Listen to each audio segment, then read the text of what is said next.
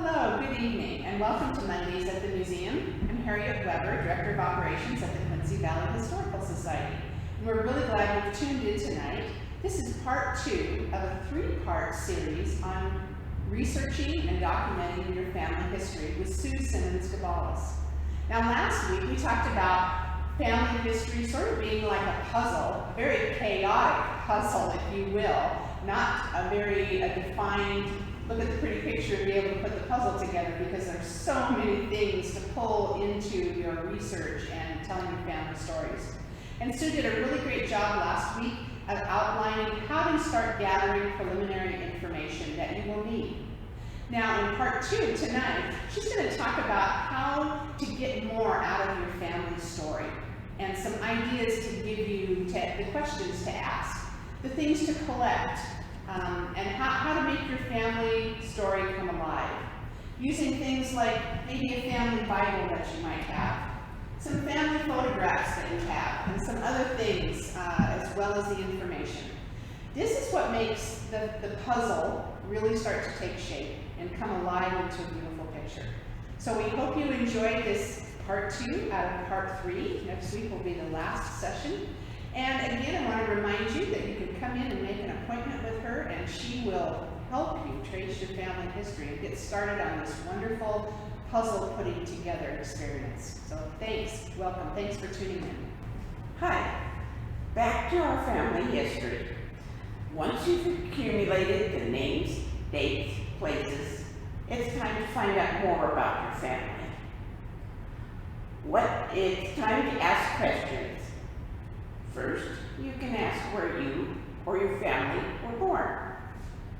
My grandmother, Bessie Perry Simmons, was born in Oshkosh, Wisconsin. And Dora Ryman Zippelman was born in Parkston, South Dakota. Both of my parents were born in Quincy, and so was I. Next question is, where did you grow up? My grandma Zippelman moved to Washington with her parents, Sam and Catherine Ryman, in the early 1900s in order for them to find homestead land. Sam and Catherine had been in the Dakota Territory since around 1880, when they arrived as Germans from Russia. Bessie Simmons Perry moved to Washington on her honeymoon in 1905. She met Earl Simmons when he was helping her brother harvest their wheat crop in North Dakota. And there again, my parents grew up in Quincy, and they met when they were in high school. Another question to ask is, were you the oldest, youngest, or middle child in the family? The example I have is that Earl Simmons was the oldest in the family, and Bessie Perry was the youngest. Earl's brother, Harvey Simmons, married Bessie's sister, Dulcie Perry, and they came to Washington months before Earl and Bessie arrived. We go on with, what were your ancestors' occupations? We know that Sam Ryman was a farmer. He moved his family to Washington when there wasn't enough farmland in South Dakota for each of the sons to have their own farm, so that they had a way to make a living. Earl Simmons, on the other hand, had several jobs before he started to work as a distributor for Standard Oil in California. Another one of my ancestors was Peter Zippelman. He was a carpenter, and yet he tried farming for a few years. Then he went back to carpentry.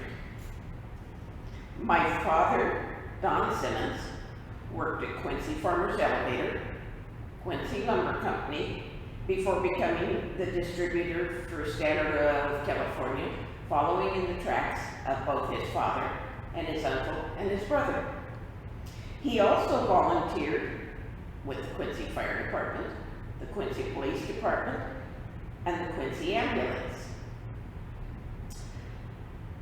Next question is, did your mother work outside of the home? My mother, Irene Zippelman Simmons, was a housewife for a long time until she began working for the Quincy Irrigation District, and then she went to work for National Bank of Commerce as the secretary for the manager. She worked there for quite a while and was actually, that's where she retired from. She also worked on documenting the lives of those that came before her. This made my research much easier. Next question, did you have chores around the house? When Mom was out in the homestead north of Trinidad, she had to help with the chickens, the horses, the cows. But when they moved into town, just after her brother was born, her chores were different. Next, where did your ancestors go to school? I don't have much information about the education of my grandparents because a lot of the time they didn't go to school for many years. On the other hand, my mother went to school in Trinidad and in Quincy, and she was valedictorian of her class when she graduated from Quincy High School. I also went through my entire school in Quincy. Did your siblings or cousins go to school with you? I graduated from Quincy High School, and my brother graduated from Quincy High School 3 years before I did. We were very fortunate because we had lots of cousins that were in school with us. It made it interesting because you knew the people you were going to school with. Now, another thing was that my father joined the Navy in his junior year of high school, but that was due to World War II. But he still graduated from Quincy High School while in the service. This was one of the events in the world that changed the lives in many families. Next subject is, how did you meet your spouse? My parents met while they were going to high school. They met, and I met my first husband while I was in college. Many people met their spouses in different ways, either where they were working, where they were going to church, or where they were going to school. How old were you when you got married? My mother and I were both 19 years old when we got married. At that time, it was very common to get married and before you finished college. Again, where did you decide to live once you were married? My grandparents were in Quincy, lived in Quincy, as did my parents. Unfortunately, I moved away from Washington when I got married because my husband was from California. It took me 47 years to get back to Quincy, but I'm very pleased to be home. The next question is, what was your occupation? My first job was with Safeway Bakery. Then I started raising my children.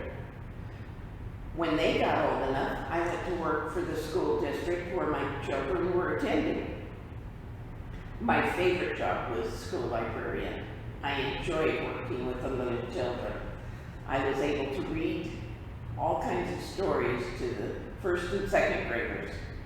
I retired from the school district as an administrative secretary at the same school. Now, my job is working on family research. What was the occupation of your spouse? Was it farmer, carpenter, baker? My first husband worked as a butcher before he became employed with the Department of Corrections in California. My second husband was a baker before he took a position as culinary arts instructor for the Department of Corrections in California. So both of them worked in the prison system. There again, you could be married to a farmer, you could be married to a teacher, you could be married to an administrator. like when you were raising your children? My mother was fortunate to be a stay-at-home mother when I was young. She went to work outside the home when I was in 6th grade. I was fortunate to be able to stay at home with my children as they were small.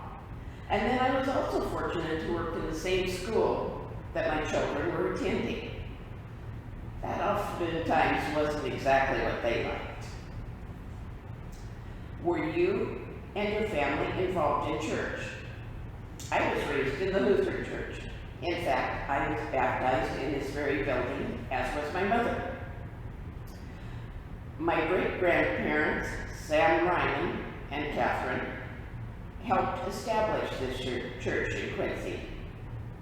I attended the Baptist church when I was married to my first husband, and the Catholic church when I was married to my second husband. Another question you might ask is, were you or your spouse involved in the community? My parents and grandparents were very involved in Quincy. Quincy was so small when my parents were growing up that the people had to be involved and did volunteer work in the community. My mother was a representative for the Salvation Army while she was working at the bank and gave out vouchers to people in need as they were passing through town. My father volunteered for the fire department, police department, and ambulance service. So they were very involved in their community. What do you know about your grandparents? The information I have gathered on my grandparents really began in 1971 when I started tracking the families. My mother was able to add information to that as she went along. The internet has made it much easier to gather information. Did your grandparents live with you or near you? I was fortunate to live in the same town with my grandparents. I was also fortunate to have many cousins to play with. Family is very important to me. Now some of the things that you may have collected will become interesting. Do you have any family heirlooms? Do you have a family Bible? Do you have family photos? A family Bible often includes important information about births, weddings, and deaths in them. Family photo albums are great to follow the lives of your family members. It is very important to make sure that you have identification of the people on the backs of the pictures, because you may know who they are, but your children may not recognize them. Next, what stories have you heard about family members as you were growing up? If you have heard stories about adventures in your family, remember these stories may be only as true as the one person's point of view. It is important to add these stories to the photos that you have collected. The more you gather, the more your family comes to life. Next topic is what was going on in the area at the time your relatives were in a certain area. Quincy was a small farming community when my parents were growing up, but it changed dramatically when water came to Quincy in the canal. That was when a great influx of families came to the area. Quincy changed as it grew. It is changing again as data centers come into town. What was going on in the state, the country, and even the world? The history in the state, country, and world make a difference in the dynamics the area has and in your life. As you find out more about where your ancestors were during certain events, it gives the information about how they reacted to current events. How did these events affect your family dynamics. Drought, earthquakes, and other natural disasters, wars, politics, can all be reasons where the families move from one area to another. Be aware of what is going on around you. Even the death in a family can have an impact on why the people moved. There are numerous books to help you with questions you're asking about your family. There are more questions than I can list. Be inquisitive. Share your information with others in your family. We are here at the museum on Fridays and Saturdays from 12:30 to 4:30. We would be happy to help you research your family. Call for an appointment. So I hope you enjoyed this second lesson with Susan and Scabalis. I like to liken it to when I put a puzzle together. I like to do the frame. I don't know if you put a puzzle together that way, but I put the whole frame together and then I start filling in the inside. And so when I listen to Sue talk, what she has outlined for us is that the basic information of your family is the frame. And then now you're filling in all the colors with these different questions that she has brought up. You're gathering all this information. All of those questions are vitally important because they really live out your family. They put together all the colors and the nuances and what your family was like and how that affected you as a person as well.